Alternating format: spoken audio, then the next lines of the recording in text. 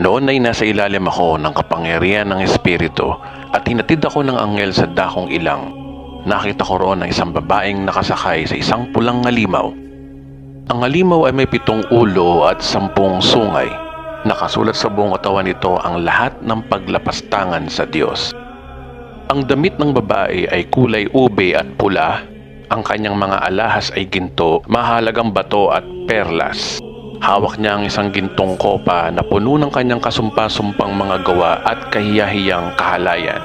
Nakasulat sa kanyang noo ang isang pangalang may lihim na kahulugan. Ang tanyag na Babilonia, ang ina ng mga nangangalunya at lahat ng kahalayan sa lupa. At nakita ko ang babaeng ito'y lasing sa dugo ng mga hinirang at ng mga martir, ang mga pinatay dahil kay Jesus. Nang gilalas ako nang makita ko siya.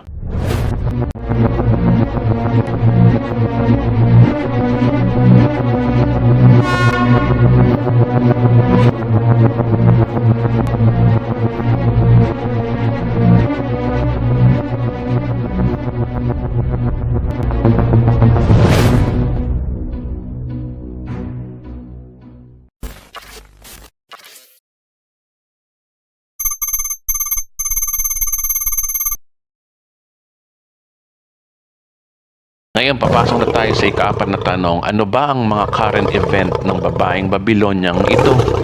Ngayon, talakayin na natin ang pinakahuli sa ating listahan. Number 14, nilasing niya sa alak ng kanyang kahalayan. Ang sabi sa Pahayag chapter 17 verse 2, ang mga hari sa lupa ay nakiapid sa babaeng ito at ang lahat ng tao sa sanlibutan ay nilasing niya sa alak ng kanyang kahalayan. Gaya na napag-aralan natin sa part 7a na ang babaeng tinutukoy dito ay kumakatawan sa Roman Catholic Church sa ilalim ng Vatican City. At ang pakikiapid sa mga hari sa lupa means nahulaan na rin ng Biblia ang mga pangihimasok ng religion na ito sa usaping gobyerno, politiko at pagkakaisa ng mga relihiyon. Kaya ang propesiyang ito ay fit na fit sa Roman Catholic Church ng Vatican City. Kaya disclaimer lang po, ang aking mga sasabihin na mga historical theories ay base lamang sa aking pag-aanalisa at pagtagpi-tagpi ng impormasyon na aking nakalap sa mga libro ng mga eksperto. So nasa inyo pa rin ang desisyon kung paniniwalaan nyo ito o hindi. Wala po akong intensyon na atakihin ang mga tao sa Iglesia Katolika gaya ng Santo Papa, Obispo, mga pare, mga madre at yung mga nagsisimba dito. Hindi po tao. Nais ko lamang pong ipaalam sa lahat na ang katuruan ng iglesyang ito ay nakalagay na po sa Book of Revelation, na ang katuruan ng simbahan na ito ay nabanggit na sa Biblia. Nasa propesiya na po sila. But I am not condemning na yung mga nasa simbahang ito ay mapapahamak. No, hindi po yon. Naniniwala ako na kung ikaw ay Katoliko at nananampalataya ka sa tinapos na gawa ni Kristo, maliligtas ka. Yun po ang aking biblical stand.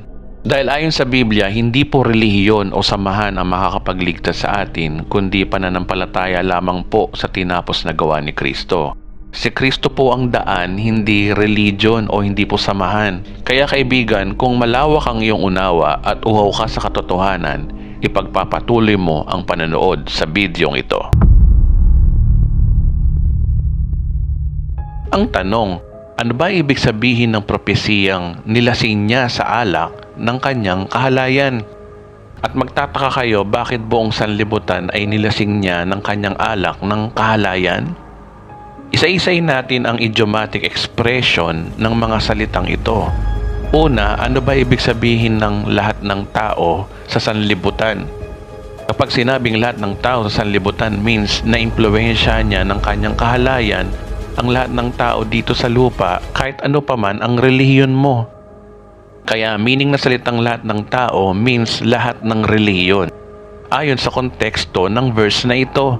Dahil remember, religion itong babaeng ito, kaya ang kanyang impluwensya ay pang relihiyon. Pangalawa, ano naman ang meaning ng kahalayan sa verse na ito? Ang meaning ng kahalayan naman ay napag-usapan na natin sa part 7a. At verse by verse na ipaliwanag ko na ito. Na ito'y kumakatawan sa pagsamba sa ibang Diyos o paggawa ng Diyos-Diyusan. Kaya ang meaning ng kahalayan ay related sa paggawa ng mga rebulto at larawan bilang instrumento ng kanilang pagsamba. Pangatlo, ano naman ang ibig sabihin ng nilasing niya sa alak? Well, sa kultura ng mga Hudyo, kapag ikaw ay nakikipag-inuman at nakikipaglasingan sa kanila, means ikaw ay nakikiisa sa kanila. Kahit dito sa Pilipinas, kapag ikaw ay nakikipag-inuman, means ikaw ay nakikisama o nakikisa sa mga taong ito. Lalo na't kapag ikaw ay nakipaglasingan, means ito ay pakikisamang walang iwanan na pinapakita sa inuman. Ang tawag dito ay brotherhood. Ngayon, kung ihimay-himay natin ang tunay na kahulugan ng sentences, ang meaning ng ang lahat ng tao sa sanlibutan ay nilasing niya sa alak ng kanyang kahalayan ay tumutugma sa salitang ang lahat ng reliyon ay inimpluwensyahan niya ng kanyang katuruan. Kaya kung ang reliyong ito ay impluwensya sa lahat ng reliyon sa buong mundo, meaning ang reliyon na ito mismo ang mangunguna sa one-word religion. Ang religion o ang babaeng ito ay handang i-compromise ang kanyang pananampalataya para sa panghihimasok sa mga world issues o yung tinatawag dito na one-world religion. Ang Biblia din ay maliwanag tungkol sa political affairs ng babaeng Babyloniang ito. Kung babasahin natin ulit ang prophecy tungkol sa kanya, nakita ko roon ng isang babaeng nakasakay sa isang pulang halimaw. Ang halimaw ay may 7 ulo at 10 sungay. Gaya na napag-aralan natin sa part 7a, ang ibig sabihin ng babaeng nakaupo sa halimaw means ang babaeng ito ang kokontrol sa halimaw sa loob ng unang 3.5 years. Remember, ang pag-upo means seat of power. Kaya ang pag-upo niya sa ibabaw ng halimaw ay nagpapakita na ang babaeng ito ay magiging partner ng Antikristo sa unang bahagi ng 7 years of tribulation. Kung i-interpret natin ang propesiya na yan, ang Roman Catholic Church ay mangunguna sa one world religion. At ang one world religion na pinangungunahan ng Roman Church ay susuportahan ng one world government ng Antikristo, kasama ang kanyang 10 leaders sa loob ng first 3.5 years. Ngayon ang tanong, gaano kaposible na ang Romano Katoliko ang promotor ng one world religion sa mundo ngayon? Well, ito ay napatunayan din sa world history na ang religion na ito ay nagmumukhang promotor ng one world religion. Halimbawa dito ay noong October 27, 1986 sa Basilica of St. Francis sa Assisi, Italy. Makikita nyo sa video na ito na sa pangunguna ni Pope John Paul II at mga pinuno ng world religions ay nagsama-samang manalangin para sa kapayapaan ng mundo. Makikita nyo dito yung mga snake worshippers, fire worshippers, mga espiritista, mga animista, mga Budista, ang North American witch doctors ay sama-samang nananalangin sa pulpito. Ayon sa Santo Papa, lahat naman daw tayo ay nananalangin sa parehong Diyos. Ayon sa kanila, ang kanilang panalangin ng pagkakaisa ay makakapag-create ng energy para dinggin ng Diyos ang panalangin nilang kapayapaan sa buong sanlibutan. Pinaintulutan ni Pope John Paul II ang kanyang kaibigan na si Dalai Lama na iligay ang rebulto ni Buddha sa altar ng St. Peter Church sa Assisi at kasama dito ang mga monks na isinasagawa ang seremonya para kay Buddha. Habang ang mga Shinto religion ng Japanese ay nag-aawitan sa labas ng simbahan kasabay ng pagtunog ng mga kampana. Kaya nga totoo ang prophecy tungkol sa babaeng Babyloniang ito. Ang sabi diyan sa Pahayag chapter 17 verse 2, at ang lahat ng tao sa sanlibutan ay nilasing niya sa alak ng kanyang kahalayan. Nilasing ng Roman Church ang lahat ng religion sa buong mundo na kanyang kahalayan. Yan po ang meaning ng verse na yan. Kahalayan means worshiping idolatries ayon sa napag-aralan natin sa part 7a. Isa pang halimbawa dito ay makikita nyo sa video na ito na parang advertisement ng Vatican noong 2016. Ngayon, balikan natin yung nakakashock na video way back January 26, 2016. Ang video ay pinapakita na kung paano pinupush ni Pope Francis ang one world religion. Panoorin po natin ito. Confío en Buda, Creo en Dios. Creo en Jesucristo. Creo en Dios, Allah. Muchos piensan distinto, sienten distinto, buscan a Dios o encuentran a Dios de diversa manera. En esta multitud, en este abanico de religiones, hay una sola certeza que tenemos para todos. Todos somos hijos de Dios. I'm sorry po, hindi po yan ang tinuturo ng Biblia na ang katotohanan. Sabi sa Biblia, John 14:6, ako ang daan, ang katotohanan at ang buhay. Walang makakapunta sa Ama kundi sa pamamagitan ko. Ngayon, binigyan tayo ng Diyos ng free will kung ano ang pipiliin nating reliyon. Pero yung magkunwari tayo ng pagkakaisa ng reliyon na ito ay dadalhin tayo sa langit, ito po ay isang kasinungalingan. Hindi ito ang goal ni Kristo Jesus, kundi ito ang goal ng Antikristo na magkaroon na lang tayo ng one world religion. This message is not a gospel message.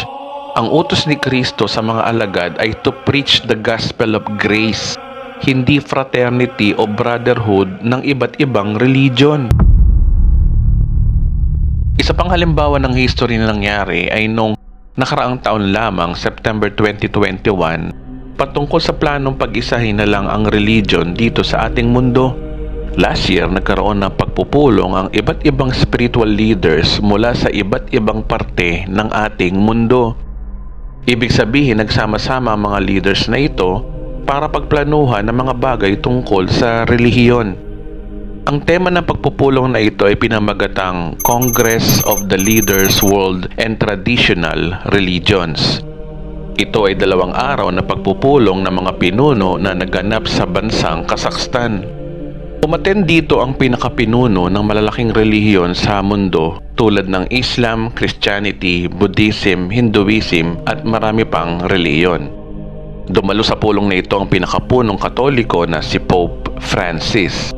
Ang pinaka-goal ng pagpupulong na ito ay magkaroon ng pandaigdigan na kapayapaan sa iba't ibang reliyon sa ating mundo. Imagine ninyo, no? Iba't ibang paniniwala pero nagsama-sama para sa isang goal, yung peace and security. Ngunit mga kapatid, bukod dyan, kapansin-pansin din sa lugar na pinagdausan ng pagpupulong, makikita ang design ng lugar. Kung mapapansin ninyo, nagpulong dito ang mga religious leader na parang hugis pyramid na building. Ang tawag sa lugar na ito ay Palace of Peace and Reconciliation. May ilang tuloy na nire-relate nila ang pagpupulong na ito connected doon sa Illuminati o doon sa secret society na pwede daw na nasa likod nito ay ang Antikristo. Bukod sa pagpupulong na yan, na pwede nating i-relate doon sa one world religion. Alam nyo ba na merong tinatayo ngayon na tinatawag na Abrahamic Family House? Dito itatayo ang 3 malalaking building mula sa 3 malalaking reliyon na sinasabi na nagmula kay Abraham. Ang 3 malalaking reliyon na ito ay pwede ng pagkaisahin. Dahil sinasabi nila na kung pananampalataya ng 3 reliyon na ito ay malapit sa isa't isa, kasi nga nanggaling sa pananampalataya nila doon kay Abraham. Kasalukuyan tinatayo ang 3 gusaling ito sa Saadiyat Island sa Abu Dhabi.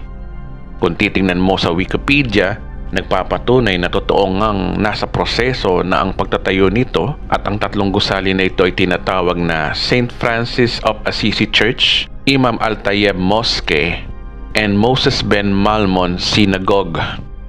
Marami nagsasabi na ang 3 building na ito ay sumisimbolo sa nalalapit na one world religion. Makikita natin na sa kasaysayan ng mundo, walang pangyayaring ganito na nagsama-sama sa iisang lugar, tabi-tabi ang church, mosque at synagogue. Sinasabi nila na kapag itinayo ang 3 gusali na ito na sumisimbolo sa pagkakaisa, dito na talaga magsisimula yung one world religion. Kung titignan mo ito sa Google Map, itype mo lang Abrahamic Family House, makikita mo sa mapa ng Google na under construction na ito.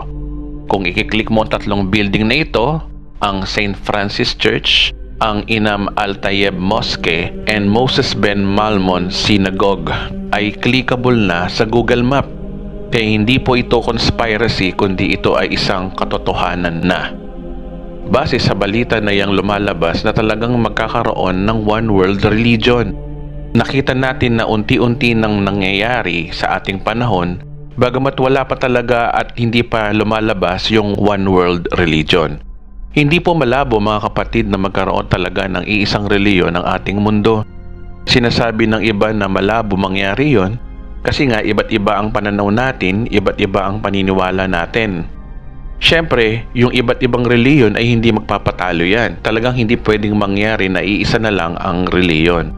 Pero mga kapatid, posible na po yan base sa mga nakikita natin ngayon. At saka sinabi rin ng Biblia na ayon sa pag-aaral natin na magkakaroon talaga ng one world religion. Prophecy na yan. Ngayon, hindi nga lang alam ng mga tao sa mundo na unti-unti nang napupulfill ang Bible prophecy. At ayon sa prophecy, ang one world religion na ito ay pangungunahan talaga sa una ng Roman Catholic Church sa loob ng 3.5 years. Remember, siya ay nakaupo sa halimaw, means suportado ng Antikristo ang pangunguna ng Roman Catholic sa one world religion. Habang ang Antikristo naman ay pinangungunahan ang one world government. Ngunit sa kasawiang palad, ito ang mangyayari sa kalagitnaan ng 7 years of tribulation. Ang sabi dito, Payag chapter 17 verse 16, ang 10 sungay na nakita mo at ang halimaw ay mapupuot sa reyna ng kahalayan. Aagawin nila ang lahat ng ari-arian nito at iiwan siyang hubad. Kakainin nila ang kanyang laman at susunugin ang matitira. Sa verse na yan, ang Antikristo rin mismo ang wawasak sa Roman Catholic Church bilang namumuno sa one world religion. Ngunit ang one world religion na ito ay magpapatuloy sa another 3.5 years.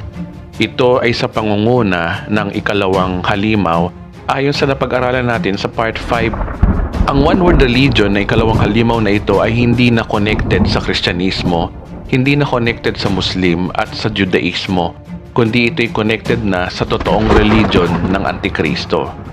Kaya ako nasabi na ang one world religion ay patuloy pa rin after 3.5 years. Kaya hindi na ito sa pamumuno ng Roman Catholic o babaeng Babylonia after 3.5 years, kundi sa pamumuno ng ikalawang halimaw na binabanggit sa Revelation chapter 13. Gaya na napag-aralan natin sa part 5, ang ikalawang halimaw ay babangon sa middle of tribulation. Bagamat kasama na ng Antikristo ang bulaang propetang ito sa simula ng 7 years of tribulation, ang kapangyarihan ng ikalawang halimaw ay magsisimula sa ikalawang 3.5 years. Kaya ang ikalawang halimaw na ang magpapatuloy ng one world religion sa second 3.5 years sa panahon ng Great Tribulation. Ang propesiya tungkol sa Roman Catholic Church na ito ay unti-unti nang nangyayari sa panahon natin ngayon. Sa mga balitang ito mga kapatid, nagpapakita na sobrang lapit na talaga natin sa 7 years of tribulation dahil unti-unti nang sumasakay ang reyna ng kahalayan sa ibabaw ng halimaw. Ngayon kaibigan, mabusisi natin na analisa, historical at biblical kung gaano ka-accurate ang Biblia tungkol sa propesiya ng babaeng Babylonia sa mga huling araw. Nakakalungkot isipin na ang fulfillment ng propesiyang ito ay nakita natin throughout the history at current events ng Roman Catholic Church. Siya ay nasa katauhan ng babaeng Babylonia na atin namang pinag-aralang mabuti sa part 7a. Sa one world religion na sinusulong ng Santo Papa, nagpapatunay na unti-unti nang natutupad ang propesiya. Ang one world religion sa pangunguna ng Romano Katoliko ay isang fulfillment ng prophecy sa panahon natin ngayon. At sana'y magising na tayo mga Pilipino tungkol sa masakit na katotohanan na mayroon ng propesiya tungkol sa relihiyon na ito, na ang relihiyon na ito ay may nakatakdang kapahamakan ayon sa Biblia. At kung bukas lang sana ang ating kaisipan, sana'y wag na tayong madamay pa sa kahalayan ng babaeng ito.